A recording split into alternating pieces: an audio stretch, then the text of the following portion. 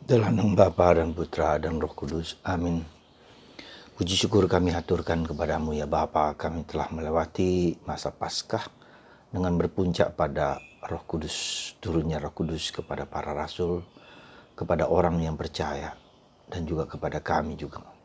Supaya roh yang ada dalam diri kami semakin hidup, semakin berkembang, semakin tumbuh, dan semakin membara.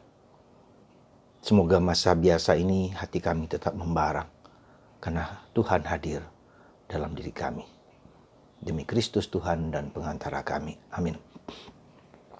Saudaraku yang terkasih dalam Kristus, salah satu ciri utama dari kebangkitan apa? Sukacita, kegembiraan. Kenapa? Orang yang mendapat karunia Roh Kudus bersukacita, bergembira. Dan kita lihat para rasul, ketika mereka mendapat karunia Roh Kudus berupa tidak api, mereka mewartakan kabar gembira kepada segala bangsa, dan mereka pergi kemana-mana dan tidak pernah takut lagi. Sukacita. Pertanyaan dibalik, apakah Anda ada sukacita ketika kemarin merayakan Pentakosta? Saya berharap, dan itu terjadi pada Anda, sukacita yang tak dapat dilukiskan oleh dunia. Dan sukacita itu kenapa? Karena kita adalah anak Allah yang dicintai. Hubungan kita dengan Allah menjadi hubungan antara anak dan Bapa. Antara Bapa dan Yesus, antara Bapa dan saya. Dan Yesus adalah saudara sulung saya. Dan itu yang membuat sukacita. Yang kedua, kenapa dia mencintai aku? Berarti dia menerima aku apa adanya. Dia mengerti pergulatan batinku. Dia merasakan apa yang ku alami. Ya. Itu yang membuat kita sukacita. Jadi iman Kristiani itu pertama-tama adalah iman yang menerima. Iman yang mengakui, iman yang terbuka, iman yang memandang Tuhan yang begitu luar biasa. Kurusapkan, kumasuki, kuhayati. Dan iman itu, Tuhan itu menerima aku apa adanya. Mengapa? Karena problem hidup kita adalah problem kita seringkali ditolak oleh orang lain. Tidak dihargai, tidak diterima, disingkirkan, dibuang. Seperti anak yang berdosa yang gak peduli. Tapi Tuhan tidak seperti itu. Jadi Tuhan menangkap kita, bukan kita menangkap Tuhan. Tuhan menangkap kita. Jadi sandaran kita itu pada kesetiaan tindakan Tuhan pada kita. Dia dengan memberikan seluruh dirinya pasca itu dan berpuncak dengan memberikan mahkotanya, yaitu Roh Kudus. Harapan saya para saudaraku yang terkasih, dengan karunia Roh Kudus, harapan saya yakin Anda juga mengalami iman yang demikian, Roh Kudus yang demikian, itu yang membawa kita pada masa biasa ini. Ya, kita mengenali lebih dalam, tetapi juga berani mengatakan apa yang menjadi kehendak Kristus dalam hidup kita.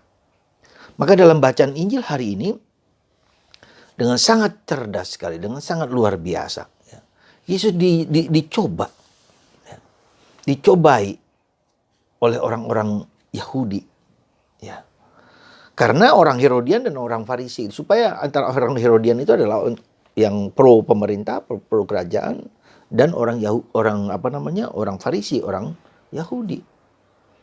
Yesus bilang soal pajak. Ya, kalau Yesus mengatakan pajak harus bayar, berarti dia pro kerajaan Romawi. Kalau tidak bayar pajak, dia akan dihajar oleh kerajaan Romawi.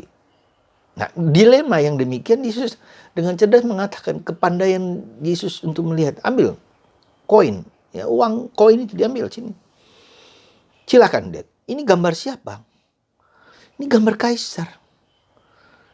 Lalu gambar kaisar, berarti berikan kepada kaisar apa yang menjadi hak kaisar. Berikan kepada Allah apa yang menjadi hak Allah. Yesus tidak pro raja, kerajaan, tapi tidak pro juga orang Yahudi. Kita harus punya kewajiban untuk bertanggung jawab untuk kemakmuran bangsa dan negara dan tanah air. Tapi kita juga tidak boleh meninggalkan tugas kita untuk memperkuat iman kita, menumbuhkan iman kita.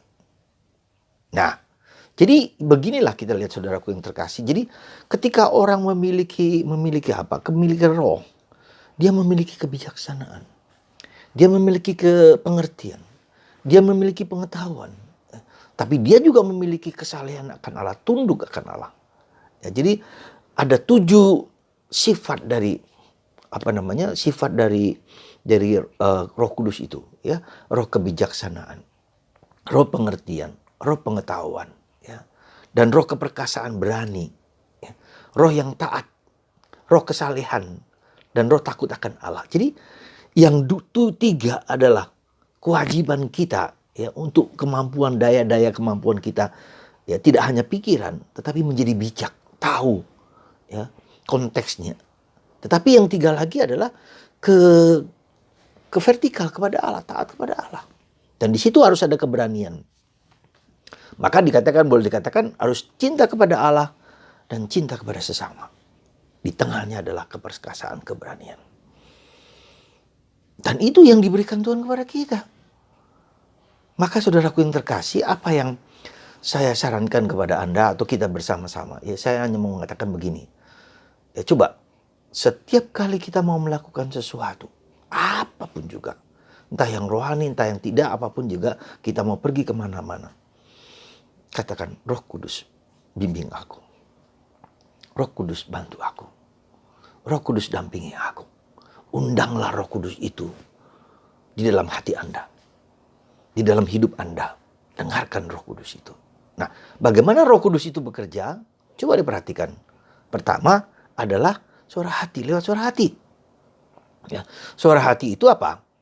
Lakukan yang baik, hindari yang jahat. Jadi apapun juga yang jahat di sekitar kita, entah pikiran kita, entah apa, ya, lakukan tetap yang baik. Terus baik. Nah, kita tahu dalam diri kita seringkali ada yang tidak baik. Kita marah, kita kecewa, kita menjelek-jelekan orang lain. Ada pikiran-pikiran gak senang pada. Nah, coba 2 hal itu selalu hadir dalam diri kita. Ketika muncul yang baik, jalani. Dengarkan. Ya. Lalu itu yang disebut dengan simple discernment. Ya. Membeda-bedakan roh. Dan itu ada dan kejahatan itu bukan hanya di luar, dalam diri kita sendiri loh. Lalu kita menjadi PKO, ini nggak bisa. Ini nggak bisa, apapun juga. Ya. Maka kita pegang suara hati kita. Dan itu diberikan Tuhan pada waktu kita lahir. Ya. Itu diberikan Tuhan. Lalu yang kedua, coba perhatikan. Kita itu punya, ya, warisan dosa. Ya. Dosa asal kita dihapus ketika kita dibaptis, tetapi akibat dosa asal tetap ada. Maka saya sebut dengan 7 kecenderungan dosa utama kita. Kemarahan, kemalasan, ya, iri, serakah, kikir, ya, sombong, ya, amarah, malas. Ya. Nah, dari ke-7 itu bisa ada 1 atau 2 yang dominan, ya, atau beberapa, atau mungkin bahkan banyak. Nah, itu kita seringkali hidup kita dikuasai oleh itu, kemarahan. Bukan kita menguasai rasa marah, rasa kecewa, tapi kemarahan itu sendiri yang yang menguasai kita. Ya, jadi seperti itu saudaraku yang terkasih. Jadi kita sadar, kita peka bahwa motivasiku untuk melakukan sesuatu karena ini, mungkin karena kemarahan, mungkin karena kemalasan, mungkin karena kesombongan, mungkin karena iri. Itu yang seringkali berada di bawah dasar dari sikap-sikap kita. Nah, itu kita harus peka. Kalau enggak nanti kita menimbulkan konflik-konflik di sekitar kita.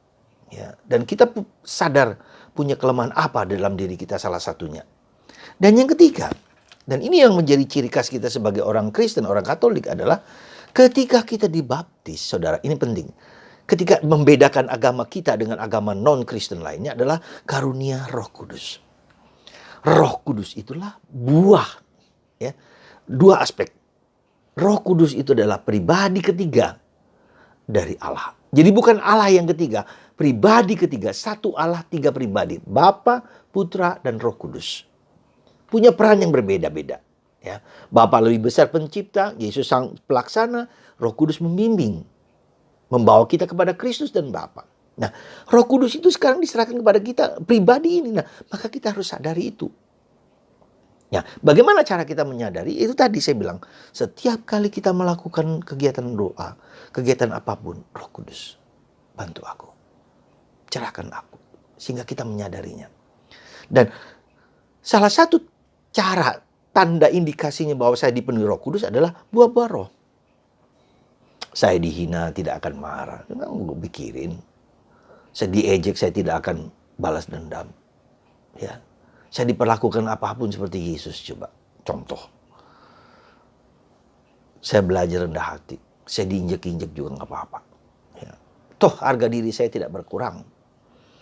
Jadi buah-buah belas kasih, murah hati, lemah lembut, sabar, penuh pengertian, Galatia bab 5. Ayat 22.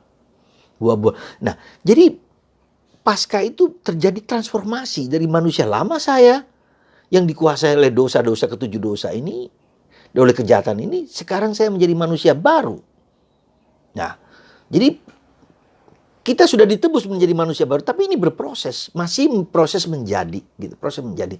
Kita terus menerus. Nah, maka dengan sedikit mengerti kita dengan discernment ini, dengan perlakuan ini seperti ini, maka kita mengalami akhirnya Roh Kudus itu membimbing, menuntun kita, dan semakin lama semakin kuat, semakin membara, semakin bergaya, sehingga akhirnya hanya kehendak Tuhan yang menjadi pegangan hidup kita. Nah, satu hal lagi, 4. Malam hari sebelum kita tidur, 1/4 jam, saudara. Lakukanlah apa yang disebut dengan simple introspeksi. Consciousness examine. Meneliti kesadaran kita. Apa yang caranya? Sebelum kita tidur, kita berdoa mohon Roh Kudus lagi. Kita berdoa seperti biasa. Lalu setelah film. Mulai dari pagi review. Dari pagi kita bangun, setelah terus. Apa? Adakah pekerjaan-pekerjaan yang semakin membuat saya dekat dengan Tuhan? Adakah hal-hal yang membuat saya menjauh dari Tuhan? Dan itu bukan hanya pekerjaan, tapi mungkin pikiran, perasaan, emosi. Ya, misalnya pagi tadi saya memarahi pembantu rumah tangga saya karena kesalahan dia. Katanya membuang sampah sembarangan. Saya marah, maki-maki, sampai gurang dengan kata-kata yang sangat dahsyat. Saya berdosa. Karena itu membuat menghina orang lain. Dan berlebih-lebihan. Oke. Ya, saya melihat kecenderungan saya untuk mudah marah. Oke. Ya, itu. Tapi juga ketika sore harinya saya bilang kepada pembantu itu, maafkan saya. Dari pagi saya emosi. Kolesterol saya tinggi atau darah saya tinggi. Maafkan ya. Kita minta maaf meskipun kepada pembantu kita. Ya. Nah, oke. Oh, ternyata kita ada dorongan untuk berani minta maaf karena kesalahan kita, ya, dan seterusnya. Nah, kita setel itu, lihat yang positif, yang negatif, yang baik, yang kurang, lalu kita persembahkan kepada Tuhan. Bersyukur bahwa kita mengenal kekurangan ini, bersyukur, tidak apa-apa. Justru baik kita bersyukur karena kita memiliki kepekaan dan ketajaman untuk melihat yang negatif ini, yang kurang-kurang ini. Nah, lalu kita bersyukur pada Tuhan, mohon ampun, saya mengaku, ya.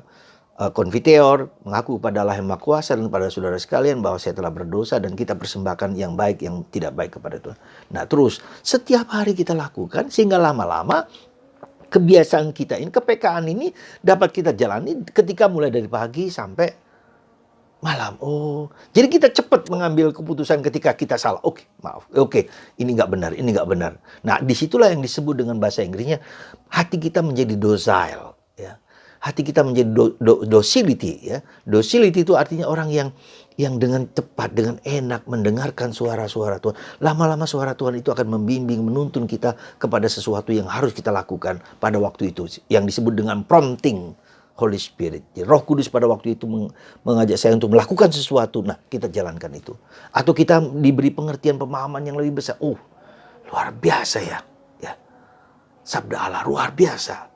Yesus itu ada pengalaman keagungan Tuhan yang luar biasa, dan itu kita dibimbing, lalu terbukalah mata kita, misteri-misteri itu terbuka, ya, misteri Allah, misteri kehadiran itu semakin terbuka, dan kita semakin mengagumi, wow luar biasa, Tuhan itu membuka misteri, dan akhirnya kita menjadi dikuasai oleh Tuhan, seperti Paulus, seperti para rasul, mereka pergi kemana-mana tanpa takut.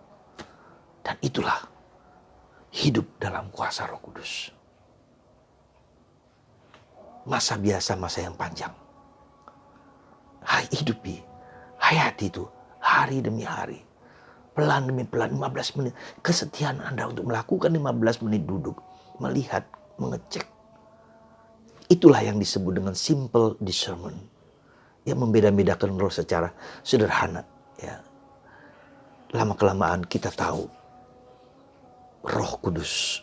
Tapi kita juga tahu roh jahat. Yang pelan-pelan akan membawa kita kepada kehancuran. Harapan saya, Anda dan kita semakin mengenali roh baik, roh kudus, dan roh jahat. Rema hari ini yang kita mohonkan kepada Tuhan. Tuhan, ajari aku mendengarkan suara-Mu. Tuhan, ajari aku mendengarkan suara-Mu. Tuhan, ajari aku mendengarkan suara-Mu. Semoga Anda semua yang mendengarkan ini pelan-pelan, sederhana, jalankan yang kecil-kecil ini dengan setia dan tekun.